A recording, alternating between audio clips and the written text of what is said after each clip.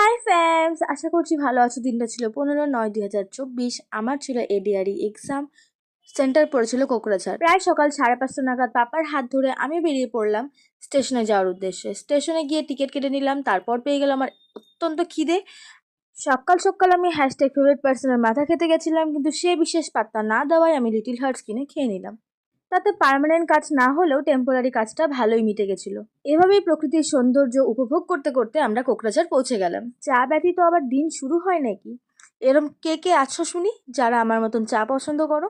তারপর এক চুমুকেই চা শেষ করে সবাই রওনা হলাম যার যার সেন্টারের উদ্দেশ্যে।